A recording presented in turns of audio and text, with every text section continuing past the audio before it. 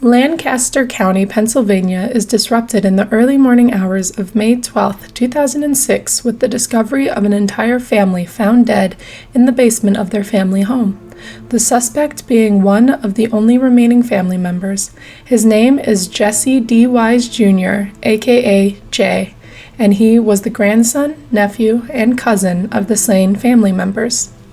Jesse Dee Wise was born on July 24, 1984. His mother, Beverly, and his father, Jesse Wise, were chronic drug users, eventually leading them to abandon Jesse to live with his grandparents in 1987. He rarely saw his dad, but when he did, those interactions would be coupled with abuse. Jesse was also able to reconnect with his mother, to which they were able to bond quickly and begin to build up their relationship again. Sadly, his mother would go on to die in 1998 from the years of drug abuse, and his father would die in 2003 from AIDS, leaving Jesse once again without his parents. Throughout his childhood, he lived in New York with his grandparents until his grandfather moved the family to Pennsylvania in order for the family to have a better life. The grandfather would go back and forth between New York and Pennsylvania to continue work. With everything that was going on with Jesse, he ended up suffering from chronic depression, low self-esteem, and insecurities, which led him to turn to marijuana and later using psychedelic mushrooms and cocaine. On the morning of May 12, 2006, while working in New York, Jesse's grandfather started to worry because he hadn't heard from the rest of the family for a couple of days, so he asked a family friend, which was their neighbor, to go over and check on the family. When he arrived, Jesse was in the home, and he started to look around for the rest of the family. He entered the basement and was stunned by what he saw.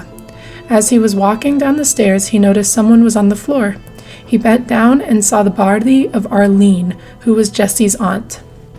As he looked more, he saw the body of a baby lying face down. He then ran out of the house and called the police. The police arrived and went into the basement. This is when they discovered the bodies of Jesse's entire family strangled or bludgeoned to death. The victims included his grandmother, Emily, who was 64, his aunts, Wanda, who was 45, and Arlene, who was 43, and his three cousins, Skylar, who was 19, Jesse, who was 17, and Chance, who was 5. As they went through the rest of the house, they found blood splattered all over the walls and ceilings, and bone fragments and hair on the floors. Jesse was found and arrested. While in custody, Jesse admitted to the crimes but never gave a motive.